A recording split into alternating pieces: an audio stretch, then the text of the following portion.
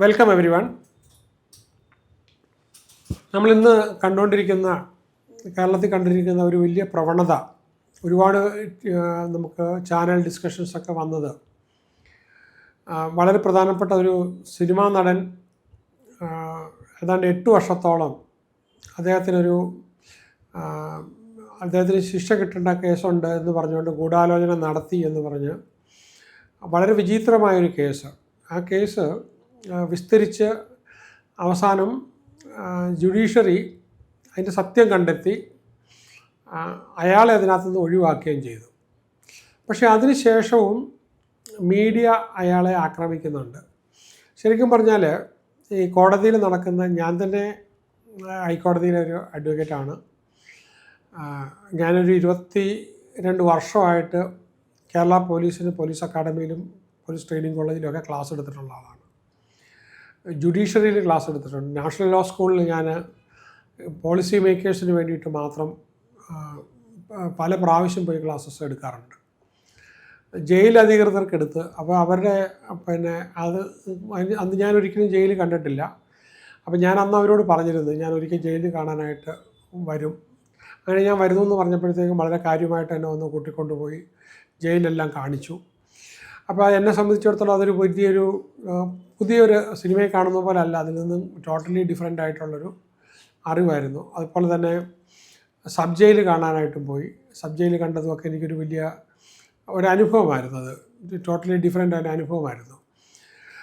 അപ്പോൾ ഈ സബ് ജയിലിലൊക്കെ നമ്മൾ അനുഭവിക്കുന്നതെന്ന് പറഞ്ഞു കഴിഞ്ഞാൽ, ഞാൻ അന്ന് പോയി കണ്ടപ്പോൾ 24 പേരൊരു റൂമിൽ പൂട്ടിയിട്ടേക്കുവാണ്. ഓക്കെ, അപ്പോൾ ജനചര്യയ്ക്ക് വേണ്ടി അവർ പുറത്തിറക്കും. അത് കഴിയുമ്പോഴത്തേക്കും പൂട്ടിയിട്ട് ശരിക്കും പറഞ്ഞാൽ അവർക്ക് ഇരിക്കാൻ പോലെയുള്ള സ്ഥലമില്ല. അപ്പം അത്ര വശം കെട്ടൊരു സംഭവമാണ്. അപ്പോൾ ഞാൻ അവിടെ നിന്ന് ഇതിനകത്ത് പെട്ട ആൾക്കാരെ, അതിൽ പരിചയപ്പെട്ട ആൾക്കാരെയൊക്കെ കണ്ടു കഴിഞ്ഞപ്പോഴത്തേക്കും അപൂർവമായി ചില കള്ളക്കേസിലൊക്കെ പെട്ടു വന്ന ആൾക്കാർ, അപ്പോൾ അവരെനിക്ക് പറഞ്ഞു തരികയും ചെയ്തത് കള്ളക്കേസിൽ വന്നതാണ് എന്ന് പറഞ്ഞു തരികയും ചെയ്തു. അപ്പോഴൊക്കെ ഉണ്ടായ ഒരു മാനസികാവസ്ഥ വെച്ചുകൊണ്ട് ഞാൻ പറയുകയാണ്. അപ്പോൾ ഇതിന് ശേഷം, ഈ കേസ് ഞാൻ അത്യാവശ്യം മനസ്സിലാക്കിയിരുന്നു. അപ്പം അതിൻ്റെ ട്രയലും എല്ലാം നടക്കും. അപ്പോൾ അതിനുശേഷം ഇവിടെ വെച്ചത് ജഡ്ജിന് തെറ്റുപറ്റിയിരിക്കാം, അല്ലെങ്കിൽ അങ്ങനെ ഒരു മീഡിയയ്ക്ക് അയാളെ ശിക്ഷിക്കണമെന്ന് ഭയങ്കര നിർബന്ധമുള്ളതുപോലെ. അപ്പം അയാളുടെ സ്വഭാവം മോശമാണോ, അയാൾ ഇമ്മോറലാണോ ഒന്നുമല്ല. അയാൾ കൊടും ക്രൂരത കുറ്റം ചെയ്തിട്ടുണ്ട്. വളരെ വിചിത്രമാണ്. റേപ്പ് ചെയ്യാനായിട്ട് കൊട്ടേഷൻ കൊടുത്തു എന്ന് പറയുന്നത് ഒരുപക്ഷെ ലോകത്തിലെങ്ങും നിങ്ങൾ കേട്ടിട്ടുണ്ടാവില്ല ഇങ്ങനൊരു സംഭവം. അപ്പം അതൊന്നും സാധ്യമായൊരു കേസല്ല. കാരണം കോടതിയിൽ വെച്ചിട്ട് നോക്കുമ്പോഴത്തേക്കും കാരണം ഈ 2 ഭാഗത്തും നല്ല കഴിവുള്ള വക്കീലുമാരാണ്. അപ്പോൾ അവർ ഒരുപാട് റെഫറൻസ് നടത്തി ഡീപ്പായിട്ട് പോയതിന് ശേഷം, അപ്പോൾ അതിനകത്ത് ജഡ്ജ് വളരെ ലേൺഡായിട്ട് വളരെ സ്റ്റഡി ചെയ്ത്, അപ്പോൾ അങ്ങനെ കഴിവില്ലാത്തവരൊന്നും പ്രധാനപ്പെട്ട കേസിലേക്ക് ഏൽപ്പിക്കത്തില്ല. അപ്പോൾ ആ ജഡ്ജിൻ്റെ മുകളിൽ എപ്പോഴും ഹൈക്കോടതിയുണ്ട്. അപ്പോൾ ഹൈക്കോടതിക്ക് എപ്പോഴും ഈ കേസ് അപ്പീൽ വരുന്നതിന് മുമ്പ് തന്നെ കോടതികളുടെ മുകളിൽ നിയന്ത്രണമുണ്ട്. അല്ലാതെ തോന്നിവാസമൊന്നും നമുക്ക് നടത്തിക്കൊണ്ട് പോകാനൊക്കത്തില്ല. അതുപോലെ തന്നെ ഹൈക്കോടതിയിലെ കൊളീജിയമുണ്ട്, അതിൻ്റെ മുകളിൽ സുപ്രീം കോടതിയുണ്ട്. നമുക്ക് ഇപ്പം കേരളത്തിൽ ഏറ്റവും, അല്ലെങ്കിൽ ഇന്ത്യയിൽ ഏറ്റവും ആശാവഹമായി നിൽക്കുക എന്ന് പറഞ്ഞു കഴിഞ്ഞാൽ ജുഡീഷ്യറി മാത്രമാണ്. ഓക്കെ, അപ്പം അതിനകത്തോടെയാണ് നമ്മളിങ്ങനൊരു സംഭവം പറഞ്ഞത്. അപ്പോൾ ഇതിനെനിക്ക് ഞാൻ പറയാനായിട്ടുള്ളത്, ഇയാളെ ഇംപ്ലിക്കേറ്റ് ചെയ്തത് ഫാൾസ് ഹാരസ്മെൻ്റ് ആണ് അപ്പം എന്ന് പറയുന്നത്. അങ്ങനെ ഒരു കള്ളക്കേസ്. അപ്പോൾ അതിനകത്ത് പ്രധാനമായിട്ടും ചാനൽ ചർച്ചയിൽ വരുന്നൊരു ADGP ആണ് ഇതിന് മുൻകൈ എടുത്തതെന്നും, അതിലൂടെ ഇദ്ദേഹത്തെ അറസ്റ്റ് ചെയ്തു, ട്രയൽ നടത്തി, അദ്ദേഹത്തോട് വൈരാഗ്യം തീർത്തു, പിന്നെ കറപ്ഷൻ നടത്തി, അബ്യൂസ് ഓഫ് പവർ നടത്തി, ഇങ്ങനെയുള്ള ഒരുപാട് ആരോപണങ്ങൾ. ശരിക്കും പറഞ്ഞാൽ ഇങ്ങനെയുള്ള ആരോപണങ്ങൾ ഒരിക്കലും നമ്മൾ കണ്ടില്ല എന്ന് നടിക്കരുത്. അപ്പോൾ ഈ ലോകത്ത് അനീതി നടക്കുന്നത് ദുഷ്ടന്മാരുടെ എണ്ണം കൂടുന്നത് കൊണ്ടല്ല, നല്ലവർ കണ്ടില്ല എന്ന് നടിക്കുക എന്നുള്ളത് കൊണ്ടാണ്. അപ്പോൾ ഇങ്ങനെ വരുമ്പോഴത്തേക്കും തീർച്ചയായിട്ടും ഇതിന് തിക്തഫലം അനുഭവിച്ചവരും സമാനമായ കേസിനകത്ത്, അപ്പം പിന്നീടുള്ള ആ സമയത്തുള്ള DGPയുടെ ഡിസ്കഷനകത്ത് പറയുന്നു, ഇതേ പോലീസ് ഓഫീസർക്ക് ഇതുമാതിരി ഒരുപാട് കേസസിനകത്ത് വിക്റ്റിമാക്കിയിട്ടുണ്ട് പലരെയും. ഓക്കെ, അപ്പം നമ്മളൊരു കേസ് അന്വേഷിച്ച് കഴിഞ്ഞാൽ അത് ശിക്ഷിക്കപ്പെട്ട് അതിൽ കൂടെ പേരെടുക്കുക, ഈഗോ ഉണ്ടാക്കുക എന്ന് പറയുന്നതല്ല. അപ്പോൾ അവിടുത്തെ മോട്ടീവ് എന്ന് പറഞ്ഞാൽ നീതി നടപ്പിലാകണമെന്നുള്ളതാണ്. ഒരു കേസ് നടക്കുമ്പോഴത്തേക്കും ശകലം പോലും അവിടെ ഇരിക്കുന്ന ജഡ്ജിന് ഒരു കേസല്ലല്ലോ, ഒരുപാട് കേസസ് ഉണ്ട്. അപ്പോൾ ഹൈക്കോർട്ടിലൊക്കെ ഒരവസ്ഥ സാധാരണപ്പെട്ടവർ മനസ്സിലാക്കുന്നുണ്ടെന്ന് അറിയത്തില്ല. ഒരു ജഡ്ജ് അവിടെ ഇരുന്നിട്ട് ചെയ്യുന്നത് ഒറ്റ ദിവസം തന്നെ 100-150 കേസുകൾ ഡിസ്പോസ് ചെയ്യുന്നുണ്ട്. നമ്മളൊരു വക്കീൽ ചിന്തിക്കുന്ന പോലെയല്ല, വളരെ കണ്ണിൽ എണ്ണ ഒഴിച്ചിരുന്ന ഒരു അനീതി നടക്കാതെ, എത്രമാത്രം നടക്കാതെ, ഇപ്പം നമ്മുടെ കയ്യിലൂടെ ഒരു അനീതി നടക്കുവാണെങ്കിൽ അതിൻ്റെ ഒരു പാവബോധം എന്നിലേക്കും വരുമല്ലോ എന്ന് വിശ്വസിക്കുന്ന, ഞാനുമായിട്ട് വളരെ മാനസികമായിട്ട് അടുപ്പമുള്ള ഒത്തിരി ജഡ്ജസ് ഉണ്ട്. അപ്പോൾ ഒരു പാവബോധം പോലും എനിക്ക് എന്നിലോ എൻ്റെ മക്കളിലോ വരരുത് എന്ന് വിചാരിക്കുന്ന ജഡ്ജസ് തന്നെയാണ്. അത് സസൂക്ഷ്മം ചിന്തിച്ചിട്ട് തന്നെയാണ്. പക്ഷേ അങ്ങനെ വരുമ്പോഴത്തേക്കും അപൂർവങ്ങളായ ചില അധികാരത്തിലിരിക്കുന്ന പോലീസ് ഓഫീസേഴ്സ് ഒന്നല്ല പല കേസിലിങ്ങനെ ഒരു മാലീസോടുകൂടി, ഒരു ധാർഷ്ട്യത്തോടു കൂടി പെരുമാറുക. അപ്പോൾ സുപ്രീം കോടതിയിൽ വന്നിട്ടുള്ള പല കേസുകളും കോടതി അത് ശക്തമായി, വളരെ ശക്തമായ നിയമ നടപടി സ്വീകരിച്ചിട്ടുണ്ട്. അപ്പോൾ ഇവിടെ നമ്മൾ എടുക്കുമ്പോഴത്തേക്കും ഈ അക്വിറ്റൽ വാങ്ങിച്ചിട്ടുണ്ടോ, അത് മാലീസോട് കൂടിയാണോ, ഡാമേജ് സഫർ ചെയ്തിട്ടുണ്ടോ?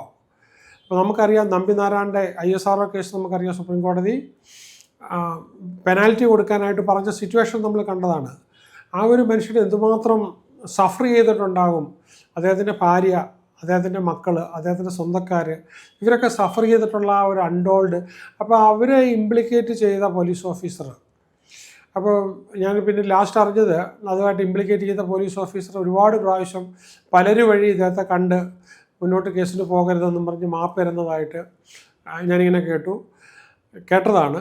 അപ്പോൾ ഇവിടെ അബ്യൂസ് ഓഫ് അതോറിറ്റി ഉണ്ടെങ്കിൽ, public servant, police officers abuse of authority ഉണ്ടെങ്കിൽ ഒരു കാരണവശാലും ഒരു വിട്ടുവീഴ്ചയും നിയമം ചെയ്യൂല, കോടതി ചെയ്യൂല. അവരെ നിയമത്തിൻ്റെ മുന്നേ കൊണ്ടുവരും, ശിക്ഷിക്കും, അവർ ശിക്ഷ അനുഭവിക്കണം. അങ്ങനെ ഒരു 4 കേസിലെങ്കിലും സംഭവിച്ചില്ലെങ്കിൽ, ഇപ്പോൾ ഇവിടെ മിസ്റ്റർ ദിലീപ് എന്ന് പറയുന്നൊരു സിനിമാ നടൻ, അപ്പം അയാളുടെ ഒരു ഇഷ്യൂ അല്ലത്. ഇങ്ങനെയുള്ള കാര്യങ്ങൾ, അത് കള്ളക്കേസാണെങ്കിൽ ശിക്ഷിക്കപ്പെട്ടില്ലെങ്കിൽ ഇനിയും അനവധി ആൾക്കാർ ഇങ്ങനെ ശിക്ഷിക്കപ്പെടും ആ ഒരു പ്രോസസ്സിനകത്ത്. അപ്പോൾ അതുകൊണ്ട് അവരോട് നമുക്കുള്ള ബാധ്യത ഉള്ളതുകൊണ്ട് തന്നെ ഈ കള്ളക്കേസുകളാണ് കൊടുത്ത് മലീഷ്യസ് ആയിട്ടുള്ള പ്രോസിക്യൂഷൻ ആണെങ്കിൽ ഇത് തിരുത്തിയിട്ടുണ്ടെങ്കിൽ, ഇല്ലെങ്കിൽ കള്ള എവിഡൻസ് ആഡ് ചെയ്തിട്ടുണ്ടെങ്കിൽ, ഫാബ്രിക്കേഷൻസ് നടത്തിയിട്ടുണ്ടെങ്കിൽ, അത് തീർച്ചയായിട്ടും ചോദ്യം ചെയ്യപ്പെടേണ്ടതാണ്. അത് അവരുടെ മാത്രം പ്രശ്നമല്ല. ഇപ്പോൾ നേരത്തെ ഇത് വെച്ച് പറയുകയാണെങ്കിൽ IPC സെക്ഷൻ 192 ഫാൾസ് എൻട്രീസ് നടത്തി കഴിഞ്ഞാൽ പോലും പണിഷബിളാണ്. ഇപ്പോൾ 193 ഒക്കെ 7 ഇയേഴ്സൊക്കെ ശിക്ഷ കൊടുക്കാവുന്ന സംഭവമാണ്. അതുപോലെ തന്നെ ഡോക്യുമെൻ്റ് ഫോർജ് ചെയ്യുക, പ്ലാന്റിങ് എവിഡൻസസ്, ട്യൂട്ടറിങ് വിറ്റ്നസസ്, ഇതൊക്കെ വലിയ ഒഫൻസസ് ആണ്. അതുപോലെ തന്നെ ഗവൺമെൻറ്റിനും വൈകേരിയസ് ലയബിലിറ്റി ഉണ്ട്, കോമ്പൻസേഷൻ കൊടുക്കേണ്ടത് കൊണ്ട് തന്നെയാണ്. അപ്പോൾ ഇവിടെ നഷ്ടം വന്ന ആളിന് അതുകൊണ്ട് വരുമാനം വാങ്ങിച്ചിട്ട് അദ്ദേഹത്തിന് നേട്ടത്തിന് വേണ്ടിയല്ല. പക്ഷേ ഇനി ഇങ്ങനത്തെ നിരപരാധികളായ ഒരു സിനിമാ നടനായതുകൊണ്ട് പബ്ലിക് സപ്പോർട്ടോടുകൂടി അദ്ദേഹത്തിന് ഇതൊക്കെ നേരിടാനായിട്ട് കഴിയും. നേരിടാൻ കഴിയാത്ത ഒരുപാട് ആൾക്കാരുണ്ട്. അവരങ്ങനെ ഒരുപാട് പേര് കേസിൽ പെടാറുണ്ട്. ഞാനിപ്പോൾ ജയിൽ കണ്ടതിൻ്റെയും ജയിലിലെ ഉദ്യോഗസ്ഥർ, ഞാൻ പഠിപ്പിച്ചിട്ടുള്ള ജയിലിലെ ഉദ്യോഗസ്ഥർ എന്നോട് പറഞ്ഞ് മനസ്സിലാക്കി തന്നതിൻ്റെ അനുഭവത്തിലും ചില ആൾക്കാരെ പരിചയപ്പെടുത്തുന്നതിന് മുമ്പ് ഇവർ ഈ ഒരു കാര്യം പറയുകയും ചെയ്തിരുന്നു. ഈ കസ്തൂരിലാലിൻ്റെ കേസുണ്ട് 1965. അതുപോലെ 93 നമ്മൾക്ക് ദിലാബായ് ബെഹ്റ എന്ന് പറയുന്ന കേസിനകത്ത്. അപ്പോൾ അതിനകത്തൊക്കെ കോടതി വളരെ ശക്തമായിട്ട് ഇപ്പം ഇത് ചെയ്തതാണ്. അപ്പോൾ സെക്ഷൻ 166 IPC, അതുപോലെ 167 167 വകുപ്പ് അനുസരിച്ച് ഒരു ആൾക്കെതിരെ കള്ളത്തെളിവ്, അത് ഒരു കാര്യമെന്ന് പറഞ്ഞു കഴിഞ്ഞാൽ പോലീസിന് മാത്രമല്ല, പഞ്ചായത്ത് ഓഫീസുകളിലൊക്കെ ഒരുപാട് ഇങ്ങനെ കള്ളത്തെളിവുകൾ ചില പ്രോജക്റ്റുകൾ റിജക്റ്റ് ചെയ്യാനായിട്ട് എനിക്ക് നേരിട്ട് ബോധ്യപ്പെട്ടിട്ടുള്ള സംഭവമുണ്ട്. ചില പ്രോജക്റ്റുകൾ റിജക്റ്റ് ചെയ്യപ്പെടാനായിട്ട് ഇതുണ്ടായിട്ടുണ്ട്. ഇപ്പം കാലിക്കട്ടൊരു വലിയ പ്രോജക്റ്റ് ഞാനും എൻ്റെ ശിഷ്യരും വേണ്ടി ചെയ്യുന്നുണ്ട്. അതിനകത്ത് ഒരു പിടി മണ്ണ് പോലും എടുത്ത് ആ സ്ഥലത്തിന് പുറത്തേക്ക് കൊണ്ടുപോയില്ല. മണ്ണുകളെല്ലാം കൺസേർവ് ചെയ്ത് കൊണ്ടുപോയിക്കൊണ്ടിരുന്ന ആ പ്രോജക്റ്റിനകത്ത് ടൗൺ പ്ലാനിങ്ങിൽ നിന്ന് എഴുതി വന്നത് വൻതോതിലുള്ള ഖനനം നടക്കുന്നു എന്ന് ഞങ്ങൾക്ക് ബോധ്യപ്പെട്ടു എന്നാണ് എഴുതിയ ഫയല് ചീഫ് സെക്രട്ടറി എന്നെ കാണിച്ചത്. അപ്പോൾ ശരിക്കും പറഞ്ഞാൽ ഞാൻ അപ്പം തന്നെ ചീഫ് സെക്രട്ടറി അടുത്ത് പറഞ്ഞു, ഈ സെക്ഷൻ 167 IPCയുടെ 3 വർഷം നിങ്ങളുടെ ടൗൺ പ്ലാനർ അകത്ത് കിടക്കാൻ മാത്രം വലിയ ശിക്ഷയാണ് ചെയ്തിരിക്കുന്നത്. അപ്പം അത് അപ്പം തന്നെ കളക്ടറെ കൊണ്ട് ഇത് വെരിഫൈ ചെയ്തു. കാരണം അവിടെ പണ്ടെന്നോ 10-20 വർഷം മുമ്പ് എന്തോ മണ്ണും ഇടിച്ചു മാറ്റിയിട്ട് അവിടെ ആലൊക്കെ കിളുത്ത് നിൽക്കുന്നുണ്ട്. അപ്പോൾ കളക്ടറുടെ ഓഫീസിൽ നിന്ന് ആളെ വിട്ട് വെരിഫൈ ചെയ്തതിന് ശേഷം അന്നത്തെ ചീഫ് സെക്രട്ടറി അത് ഭയങ്കര വയലൻ്റായിട്ട് ആ ഉദ്യോഗസ്ഥന് ഉടനെ തന്നെ മെമ്മോ ഇഷ്യൂ ചെയ്യുകയുണ്ടായി. അപ്പോൾ ഇതൊരു വലിയ ഗുരുതരമാണ് 167 IPC നേരത്തെ.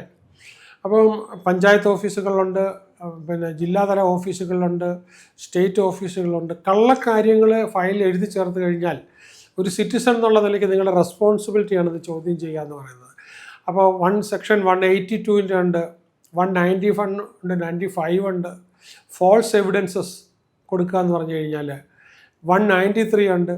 ഇതൊക്കെ എന്ന് പറഞ്ഞു കഴിഞ്ഞാൽ 7 years വരെയൊക്കെ ശിക്ഷ കിട്ടാവുന്ന മാരകമായ ഒരു സംഭവമാണ്. അപ്പോൾ ഫാബ്രിക്കേഷൻ നടത്തി പണിഷ്മെൻറ്റ് കൊടുക്കുക. അപ്പോൾ ഈ ക്യാപിറ്റൽ പണിഷ്മെൻറ്റോ ഇല്ലെങ്കിൽ ലൈഫ് ഇംപ്രിസൺമെൻറ്റോ ഒക്കെ കിട്ടുന്നതിന് വേണ്ടിയിട്ട് കൊടുക്കുകയാണെങ്കിൽ വീണ്ടും ഇവർക്ക് ശിക്ഷ വീണ്ടും കൂടും, അത്രയും വലുത്. ഈ പർട്ടിക്കുലർ കേസിനകത്ത് ഈ പറഞ്ഞതുപോലെ ഈ പറഞ്ഞ ലൈഫ് ഇംപ്രിസൺമെൻറ്റ് വേണമെങ്കിലും കൊടുക്കാവുന്ന ഒരു കുറ്റമാണ്. അതുകൊണ്ട് തന്നെ ശിക്ഷ തീർച്ചയായിട്ടും ഏത് ADGP ആണെങ്കിലും ഇതിനകത്ത് വരണം. സർക്കാർ ഉദ്യോഗസ്ഥർ, എനിക്ക് തോന്നുന്നത്, ഞാനും IMGയിൽ ഒത്തിരി ഉദ്യോഗസ്ഥർ ക്ലാസ് എടുത്തിരുന്ന ആളാണ്. പക്ഷേ ഈ ക്ലാസ് എടുക്കുന്ന ഉദ്യോഗസ്ഥർ പറഞ്ഞു കൊടുക്കേണ്ട, ടീച്ചേഴ്സ് പറഞ്ഞു കൊടുക്കേണ്ട ഒരു കാര്യമാണ്, ഈ നമ്മളൊരു കള്ളത്തെളിവ് ഒരിക്കലും ഒരു ഫയലിൽ എഴുതി ചേർക്കാൻ പാടില്ല. എഴുതി ചേർത്ത് കഴിഞ്ഞാൽ ഈ 167 IPC, പക്ഷേ നമ്മുടെ സിറ്റിസൺസിന് ഇത് അറിയത്തില്ലാത്തതുകൊണ്ട് ആൾക്കാർ പലരും ഈ പ്രശ്നം കൊണ്ട് പോകുന്നില്ല. എഴുതി ചേർത്തതാണ്. ഞാനിപ്പോൾ കോഴിക്കോടത്തെ ഇഷ്യൂ പറഞ്ഞു, ഒരു പിടി മണ്ണ് പോലും എടുത്ത് മാറ്റിയിട്ടില്ലാത്ത ഒരു പ്രോപ്പർട്ടിക്കകത്ത് ആ പ്രോജക്റ്റ് തന്നെ 3 വർഷം നീണ്ടു പോകാനായിട്ട് അവരെഴുതി വെച്ച തെളിവിൻ്റെ പേരിൽ പറ്റിയ പിന്നെ അപ്പോൾ എത്ര പേരുടെയാണ്, ഏതാണ്ട് 100ഓളം പേര് വീട് വെക്കാനായിട്ട് ചെയ്തുകൊണ്ടിരിക്കുന്ന ഒരു ടൗൺഷിപ്പ് പ്രോജക്റ്റിനകത്ത് ഉണ്ടായിട്ടുള്ള സംഭവമാണ്. അപ്പോൾ അങ്ങനെ പോലും സംഭവിച്ചിട്ടുള്ള സംഭവത്തിനകത്ത് അപ്പോൾ അങ്ങനെയുള്ളതിനകത്ത് ശരിക്കും പറഞ്ഞാൽ നിയമ നടപടികൾ നമ്മൾ സ്വീകരിക്കണം. അത് മുന്നോട്ട് പോയി കഴിഞ്ഞാൽ എഴുതി വെച്ചിരിക്കുന്നതാണ്, ഫയലിൽ എഴുതി വെച്ചിരിക്കുന്നതാണ്. അപ്പോൾ അവിടെ അത് പൂർണ്ണമായുള്ള തെളിവുകളാണ്. ഇപ്പോൾ മിസ്റ്റർ ദിലീപിൻ്റെ കേസാണ്. അപ്പോൾ അദ്ദേഹത്തെ അപ്പോൾ അവിടെ വളരെ സിമ്പിളൊരു റെമഡി എന്ന് പറയുന്നത്, നേരത്തെ 156(3)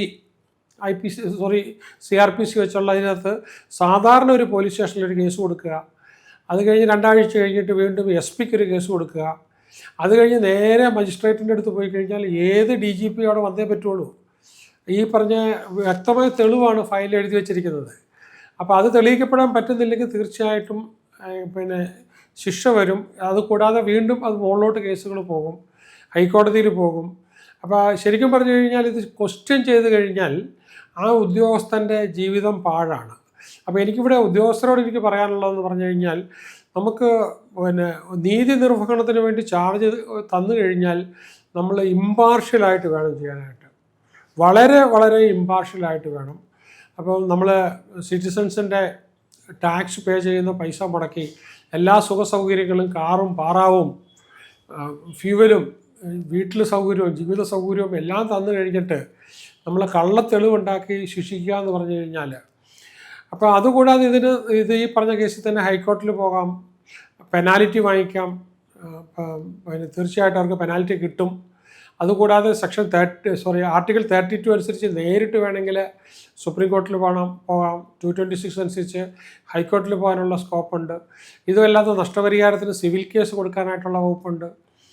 ഗവൺമെൻറ് തന്നെ വൈകാരിയസ് ലയബിലിറ്റി വെച്ച് ഗവൺമെൻറ് തന്നെ തരണം. ആർട്ടിക്കിൾ 21 അനുസരിച്ച് ഇത് അയാളുടെ അവകാശമാണ്. അപ്പോൾ കള്ളക്കേസിൽ കൊടുക്കുക എന്ന് പറഞ്ഞു കഴിഞ്ഞാൽ ഒരിക്കലും, അപ്പോൾ ഇതൊരു നമുക്ക് ആനന്ദിക്കാനായിട്ടൊരു ഇത് കണ്ടുകൊണ്ടിരിക്കുന്ന ഒരു TV കണ്ടുകൊണ്ടിരിക്കുമ്പോഴോ ചാനൽ കണ്ടുകൊണ്ടിരിക്കുമ്പോഴോ ഉള്ള സംഭവമല്ല.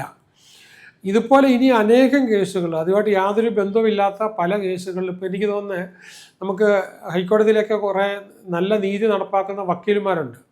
അവരോട് ചോദിച്ചു കഴിഞ്ഞാൽ എത്ര ഫോൾസ് കേസസാണ് വരുന്നത്, എത്ര ഫോൾസ് കേസസാണ് ഇപ്പോൾ പെൻഡിങ്ങിൽ നിൽക്കുന്നത്. അബ്യൂസ് ഓഫ് പവർ വരിക, എത്ര കേസിനകത്ത് അബ്യൂസ് ഓഫ് പവർ. പിന്നെ ശരിക്കും പറഞ്ഞു കഴിഞ്ഞാൽ കേസെടുക്കാനായിട്ട് ഒരു സാധ്യതയില്ലാത്ത കേസസിനകത്ത് കേസെടുത്ത്, അപ്പം സെക്ഷൽ അബ്യൂസസ് എന്നൊക്കെ പറഞ്ഞ് വെറുതെ ചെറിയ കംപ്ലയിൻറ്റ് വന്നു കഴിഞ്ഞാൽ കൺസെൻറ്റ് ഉള്ളതായിരിക്കും. അപ്പോൾ വളരെ ചേർന്നിട്ടുള്ള കൺസെൻറ്റ് ഉള്ള ഇതൊന്നും ചിന്തിക്കാതെ നേരെ തന്നെ അപ്പോൾ കേസെടുത്ത് അപ്പം തന്നെ അവരെ റിമാൻഡ് ചെയ്യിച്ചുകൊണ്ടിരിക്കുന്ന എത്ര കേസ്, 1, 2, 10, 100 അല്ല, ഒരുപാട് കേസസാണ്. അപ്പം എന്താണെന്ന് വെച്ച് കഴിഞ്ഞാൽ ഈ കുറ്റവാളികൾ ശിക്ഷിക്കപ്പെടണം, അതിനകത്ത് യാതൊരു സംശയമില്ല. പക്ഷേ കുറ്റം ചെയ്യാത്ത ആൾക്കാരെ പോലീസ് മനഃപൂർവ്വം കേസിൽപ്പെടുത്തി, അതും മനഃപൂർവ്വം കേസിൽപ്പെടുത്തിയിട്ട്, അപ്പോൾ എൻ്റെ ഒരു ക്ലാസ്സിൽ വന്ന ഒരു ശിഷ്യൻ, അയാൾ പറയുമ്പോൾ വളരെ അതിസുന്ദരനായ ഒരു ചെറുപ്പക്കാരൻ, 10-25 വയസ്സേ ഉള്ളൂ. അയാളും അയാളുടെ മദറും കൂടിയാണ് വന്നത്. അയാളുടെ കൂട്ടുകാരുടെ കൂടെ ഒന്നിച്ച് പിടിച്ചു. അപ്പോൾ ഒന്നിച്ച് പിടിച്ചപ്പോഴത്തേക്കും ഇവരുടെ കയ്യിലൊരു സ്മോൾ ക്വാണ്ടിറ്റി സബ്സ്റ്റൻസ് ഉണ്ടായിരുന്നു, കഞ്ചാവ് ഉണ്ടായിരുന്നു. ആ കഞ്ചാവ് പിടിച്ചുകൊണ്ട് പോയി. എപ്പോൾ എന്ന് പറഞ്ഞു കഴിഞ്ഞാൽ നമുക്കറിയാം, നിയമം അറിയാവുന്ന ആർക്കും അറിയാം, സ്മോൾ ക്വാണ്ടിറ്റിക്ക് വളരെ ചെറിയ ഒരു പിഴ അടിച്ച് അപ്പം തന്നെ വിടാവുന്ന കേസേ ഉള്ളൂ. പക്ഷേ അവിടെ ചെന്ന് കഴിഞ്ഞ് ഇയാളെ സ്റ്റേഷനിൽ കൊണ്ടുവന്ന് കഴിഞ്ഞപ്പോഴാണ് ഇയാൾ വലിയ വീട്ടിലെ വലിയ ആൾക്കാരും സ്വന്തക്കാരും എല്ലാം ഉള്ള ആളായിട്ട് അറിഞ്ഞു. അങ്ങനെ അറിഞ്ഞിട്ട് അയാളോട്, അയാളുടെ വന്ന ആൾക്കാരുടെ സ്വന്തക്കാരോട് 20 lakhs ആണ് മൊത്തം പോലീസ് കൈക്കൂലി ചോദിച്ചത്. അപ്പോൾ അവർ കൊടുക്കാനായിട്ട് വിസമ്മതിച്ചു. തന്നെയല്ല, ഇത് വളരെ വളരെ രസകരമായിട്ടുള്ളൊരു ഇതാണ് ചെറിയൊരു സംഭവം അവർ ചെയ്തതിൻ്റെ പേരിൽ വലിയൊരു തുകയിലേക്ക് പോയിട്ട്, അപ്പോൾ അവർ കൊടുക്കാൻ വിസമ്മതിച്ചതോടുകൂടി ഇയാളെ പിടിച്ച് റിമാൻഡ് ചെയ്തു. ഇയാളുടെ കൂടെ വലിയ ക്വാണ്ടിറ്റി കെട്ടിവെച്ചു. വലിയ ക്വാണ്ടിറ്റി കെട്ടിവെച്ചിട്ട് അതിൻ്റെ പേരിൽ അയാളുടെ മദർ, അയാളുടെ ബ്രദർ, ആ കുടുംബം മാസങ്ങളോളം അനുഭവിച്ച കണ്ണുനീര്, ഉള്ള പ്രയാസം. അപ്പോൾ ഇവരെൻ്റെ അടുത്ത് വന്നത് ക്ലാസ്സിൽ വന്നു, അതിനുശേഷം കൗൺസിലിങ്ങിനായിട്ട് വന്നതാണ്. അപ്പോൾ വന്നപ്പോഴത്തേക്ക് എൻ്റെ അടുത്ത് പറഞ്ഞ കാര്യമാണ്. പക്ഷേ അവൻ പറയുമ്പം ചിരിച്ചുകൊണ്ട് പറയുന്നെങ്കിലും അവന് നോക്കുന്ന കഴിഞ്ഞും കൂടുതൽ എനിക്ക് നോക്കുന്നുണ്ട്. കാരണം അവിടെ നീതി മുറിപ്പെടുന്നു എന്നുള്ളൊരു കാര്യം കൊണ്ട് തന്നെ. അപ്പം അതേപോലുള്ള അടുത്തിടയ്ക്ക്, അപ്പോൾ എൻ്റെ മകനും ഹൈക്കോടതിയിൽ അഡ്വക്കേറ്റാണ്. മകൻ പറഞ്ഞൊരു കേസുണ്ട്. മകൻ്റെ അടുത്ത് അവരുടെ ഓഫീസിൽ വന്നൊരു കേസിനകത്ത് പോലീസ് സ്റ്റേഷനിൽ പിടിച്ചുകൊണ്ട് പോയപ്പോൾ തന്നെ അവിടെ കൊണ്ടായിരുന്ന സബ്സ്റ്റൻസും കഞ്ചാവും മയക്കുമരുന്നും എല്ലാം എടുത്തു വെച്ചിട്ട് അവനെ പ്രതിയാക്കാനായിട്ട് അവിടുത്തെ സബ് ഇൻസ്പെക്ടറും സർക്കിൾ ഇൻസ്പെക്ടറും ബാക്കി പോലീസുകാരോട് ഒന്നിച്ച് ശ്രമിച്ചപ്പം എങ്ങനെയോ ഇവൻ്റെ ഫോൺ പിടിച്ചു വാങ്ങിച്ച കൂട്ടത്തിൽ എങ്ങനെയോ, അപ്പോൾ ഈ പറഞ്ഞ ദൈവത്തിൻ്റെ കളി എന്ന് പറയുന്നത് പോലെ ഇതിൻ്റെ റെക്കോർഡിങ് അറിയാതെ അങ്ങ് ഓണായിപ്പോയി. അങ്ങനെ ഓണായിപ്പോയി. ഇത് വെച്ചുകൊണ്ട് അവിടെ ചർച്ച ചെയ്യപ്പെട്ടത് മുഴുവനും ഫോൺ എടുത്ത് പിടിച്ച് മാറ്റി വെച്ചേക്കുവാണ്. പക്ഷേ അവിടെ ഇവനെ പിടിച്ച് വരട്ടുന്നതും, നീ ഇത്ര രൂപ തന്നില്ലെങ്കിൽ നീ എത്ര കാലത്തേക്ക് അകത്ത് പോകും, നിൻ്റെ കുടുംബം മുഴുവൻ പോകും എന്നുള്ളത് പറയപ്പെട്ടത് മുഴുവൻ അവിടെ റെക്കോർഡ് ചെയ്യപ്പെട്ട് കിടന്നു. അങ്ങനെ ഇത് റെക്കോർഡ് ചെയ്യപ്പെട്ട് രാത്രി മുഴുവൻ ഇരുന്ന് പിറ്റേ ദിവസമായപ്പോഴത്തേക്ക് ഫോൺ ഡെഡായി കഴിഞ്ഞിട്ട്, പിന്നെ അത് കഴിഞ്ഞിട്ട് ജാമ്യത്തിന് വേണ്ടി ആൾ വന്നു. ഇങ്ങനെ ഇതായി കഴിഞ്ഞപ്പോഴത്തേക്ക് ഈ ഫോണ് തിരിച്ച് കിട്ടിയത് ചാർജിലായി കഴിഞ്ഞപ്പോഴത്തേക്ക് ഇത് നോക്കിയപ്പോഴത്തേക്കാണ് മണിക്കൂർ കണക്കിന് റെക്കോർഡ് ചെയ്യപ്പെട്ട് കിടക്കുന്നത്. ഇതുകൊണ്ട് പ്രൊഡ്യൂസ് ചെയ്ത് കഴിഞ്ഞപ്പോഴത്തേക്കും ഹൈക്കോടതിയിൽ നിന്നുണ്ടായ പ്രതികരണം വളരെ വലുതായിരുന്നു. അതുപോലെ തന്നെ മറ്റൊരു കേസിനകത്ത് ആദ്യം ഒരു പോലീസ് ടീം നിന്നിട്ട് വണ്ടി പരിശോധിക്കുന്നു. വണ്ടി പരിശോധിച്ച് കഴിഞ്ഞിട്ട് വണ്ടിയിലൊന്നുമില്ല, ഉടനെ തന്നെ പൊക്കോളാൻ പറയുന്നു. അപ്പോൾ അത് കഴിഞ്ഞ് വീണ്ടും 2 കിലോമീറ്റർ കഴിഞ്ഞപ്പോഴത്തേക്കും വേറൊരു കൂട്ടർ വണ്ടി പരിശോധിക്കുന്നു. വണ്ടി പരിശോധിച്ചപ്പോഴത്തേക്ക് അതിനകത്ത് മയക്കുമരുന്നുണ്ട് പുറകിൽ. അപ്പോൾ അങ്ങനെ വണ്ടി ഉൾപ്പെടെ അവരെ പിടിച്ചുകൊണ്ട് പോയി റിമാൻഡ് ചെയ്തു. അപ്പോൾ അത് കഴിഞ്ഞ് കേസ് ഇതായി വന്നു കഴിഞ്ഞപ്പോഴത്തേക്കും ഈ പിടിക്കപ്പെട്ട സ്ഥലത്തിന് അടുത്തുള്ള ഒരു വീട്, ആ വീട്ടിൽ അവരൊരു 3-4 ക്യാമറ വെച്ചിരുന്നു. ഒരു ക്യാമറ പുറത്തോട്ടൂടെ വെച്ചിരുന്നു. ആ ക്യാമറ ഇവർ ചെക്ക് ചെയ്തപ്പോഴത്തേക്ക് അറിയാതെ ഇത് ക്യാപ്ചർ ചെയ്തിട്ടുണ്ടായിരുന്നു.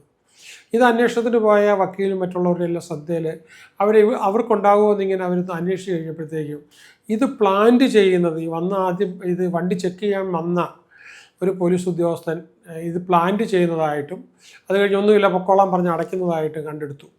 അപ്പോൾ കണ്ടെടുത്തതിന് ശേഷം ആണ് പിന്നീട് പിടിക്കപ്പെടുന്നതും ഇയാളെ പിടിച്ച് ജയിലിലിടുന്നതും. നമ്മളൊന്ന് മനസ്സിലാക്കണം എന്തുമാത്രം ക്രൂരതയാണ് ഈ ചെയ്യുന്നത്. നമുക്ക് കേട്ട് കഴിഞ്ഞാൽ, അപ്പം ഈ നിങ്ങളുടെ വണ്ടിയാണെങ്കിലും ശരി, ഒരു പോലീസ് വന്ന് ചെക്ക് ചെയ്യാനായിട്ട് ഡെക്കി തുറക്കുകയാണെങ്കിൽ എനിക്ക് പറയാനുള്ളത്, നിങ്ങൾ തീർച്ചയായിട്ടും നിങ്ങളുടെ മൊബൈൽ ക്യാമറ ഓൺ ചെയ്ത് വെച്ചുകൊണ്ട് വേണം ഡിക്കി തുറപ്പിക്കാനായിട്ട്. ഈ ഒരു എക്സാമ്പിളിൻ്റെ ബാക്ക്ഗ്രൗണ്ടിൽ പറയുവാണെങ്കിൽ, അതല്ലെങ്കിൽ പിന്നെ നിങ്ങൾക്ക് ചെയ്യാമെന്ന് പറഞ്ഞു കഴിഞ്ഞാൽ നിങ്ങളുടെ ഡിക്കിക്കകത്തൊരു ക്യാമറ ഉണ്ടാകണം, അല്ലെങ്കിൽ വണ്ടിയുടെ പുറകിൽ ക്യാമറ ഉണ്ടാകണം. നിങ്ങൾക്ക് 10,000, 2,000, 5,000 രൂപയുടെ കാര്യമേ ഉള്ളൂ. പക്ഷേ നിങ്ങൾക്കൊരു മാരകമായ ഒരു കേസിൽ നിന്ന് നിങ്ങൾക്ക് പുറത്തു വരാൻ പറ്റിയ ഒരു സംഭവമാണ്. അപ്പോൾ ഇതുകൊണ്ട് ഞാനിപ്പോൾ പറഞ്ഞത് ഈ സമയക്കുറവുള്ളതുകൊണ്ട് വളരെ കുറച്ചേ പറഞ്ഞിട്ടുള്ളൂ. എത്ര കേസുകളാണ് ഇത് കൂട്ടുള്ളത്. അപ്പം എന്തായാലും നമുക്കിത് കേരളത്തിൽ എല്ലാവരും അറിയുന്നൊരു കേസായതുകൊണ്ട്, ഇത് അറിയപ്പെടാത്ത കേസുകൾ ഒത്തിരിയുണ്ട്. ഞാൻ ഒരു ദിവസം മുഴുവൻ വരുന്നത് പറഞ്ഞാൽ പോലും ഇപ്പം കേരള ഹൈക്കോടതിയിൽ കെട്ടിക്കിടക്കുന്ന കേസുകളിനകത്തുള്ള കേസുകൾ പോലും ഇതേമാതിരിയുള്ള കള്ളക്കേസുകൾ ഉണ്ടാക്കിയേക്കുന്ന ഉദ്യോഗസ്ഥന്മാർക്ക് പൈസ കിട്ടാത്തത് കൊണ്ടും അവരുടെ ഈഗോ തീർക്കാനായിട്ടും അവർ തമ്മിലുള്ള സ്പർദ്ധ കൊണ്ടും വെച്ച് കെട്ടി വെച്ചിരിക്കുന്ന കേസുകൾ അനേകം കേസുകളാണ്. അപ്പോൾ എനിക്കിപ്പോൾ ഇതിൻ്റെ വ്യൂവേഴ്സിൻ്റെ അടുത്ത് പറയാനുള്ളത്, ഈ ദിലീപിൻ്റെ കേസ്, നടൻ ദിലീപിൻ്റെ കേസ് വെച്ച് കെട്ടിയ കേസാണെങ്കിൽ നടൻ ദിലീപ് മാത്രമല്ല അദ്ദേഹമായിട്ട് ബന്ധപ്പെട്ട എല്ലാവരും ഇത് പ്രൊസീഡ് ചെയ്ത ഒരു മാതൃകയാക്കി ഇതൊരു വലിയ പബ്ലിക് എഡ്യൂക്കേഷൻ കൊടുക്കും ബാക്കി ഓരോ പോലീസുകാർക്കും. ഇനി ചെറുപ്പക്കാരായിട്ടുള്ളവരൊക്കെ പീഡിപ്പിക്കപ്പെടാതെ ഈ പറഞ്ഞ കേസിൽപ്പെട്ട് ഭാവി പോകാതെ നൂറുകണക്കിന് ആയിരക്കണക്കിന് കേസുകൾ വരാതിരിക്കാനായിട്ട് തീർച്ചയായിട്ടും ഇത് കെട്ടിച്ചമച്ച കേസാണെങ്കിൽ ശിക്ഷിക്കപ്പെടണം. ഇതിനെക്കുറിച്ച് ഒരുപാട് ലാൻഡ്മാർക്ക് കേസുണ്ട്. അപ്പോൾ 93-ലെ ഈ റൂഡൽ ഷായുടെ കേസുണ്ട്. അതുപോലെ തന്നെ ഈ ബെഹ്റയുടെ കേസ് ഞാൻ പറഞ്ഞു, 93-ലെ കേസ് പറഞ്ഞു.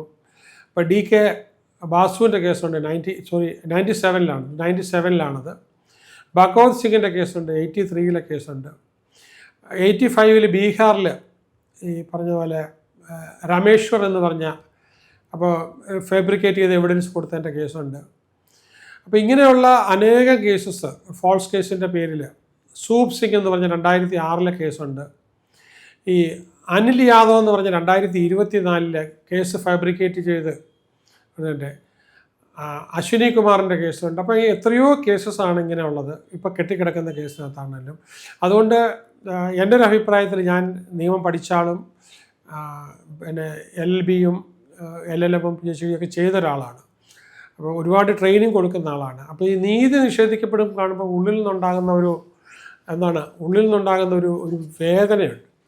ഞാനത് ഉൾക്കൊണ്ടുകൊണ്ട് പറയുകയാണ്. കാരണം എൻ്റെ അടുത്ത് വരുന്ന ഒരുപാട് കൗൺസിലിങ്ങിന് വരുന്ന കേസ്, ഞാൻ വളരെ റയറായിട്ട് എനിക്ക് കൗൺസിലിംഗ് കൊടുക്കാൻ സമയം കിട്ടുന്നെങ്കിൽ പോലും ഭയങ്കര കോംപ്ലിക്കേറ്റഡ് ആയിട്ടുള്ള ലോയും ഇത് രണ്ടും കൂടെ വരുമ്പോഴാണ് ഞാൻ സാധാരണ ഇത് സൈക്കോളജി ലോയുടെ ഒന്നിച്ച് വരുമ്പോഴാണ് പലപ്പോഴും ഞാൻ നോക്കേണ്ടതായിട്ട് വരുന്നത്.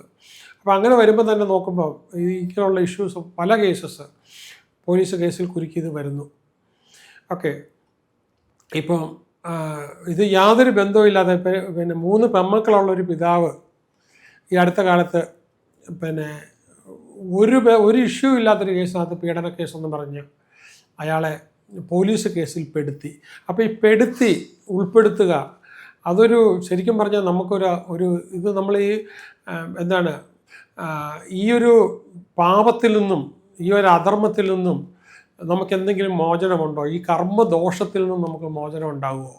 അപ്പോൾ തീർച്ചയായിട്ടും സാംസ്കാരിക കേരളം, അല്ലെ നീതിയിൽ വിശ്വസിക്കുന്ന കേരളം ഇതിനകത്ത് കെട്ടിച്ചമച്ച കേസാണെന്ന് ബോധ്യമുള്ളവർ ഒന്നിച്ചു ചേർന്നുകൊണ്ട് ഇങ്ങനെയുള്ള കേസ് ഒരു കേസല്ല അനേകം കേസുകൾ ശിക്ഷിക്കപ്പെടുമ്പോൾ മാത്രമേ മറ്റുള്ളവർക്ക് നീതി കിട്ടുകയുള്ളൂ. ഇതിപ്പോൾ ഒരു സ്വന്തം സാറ്റിസ്ഫാക്ഷൻ അല്ല. നമുക്ക് ലോകത്തോട് ചെയ്യാവുന്ന ധർമ്മം കാത്തുരക്ഷിക്കാനുള്ള ഓരോ വ്യക്തിയുടെയും ചുമതലയുടെ ഭാഗമാണ്. തീർച്ചയായിട്ടും ഇത് ചോദ്യം ചെയ്യപ്പെടേണ്ടതുണ്ട്. തീർച്ചയായിട്ടും അതുമായിട്ട് മുന്നോട്ട് പോകണമെന്ന് തന്നെയാണ് എൻ്റെ അഭിപ്രായം. All the best.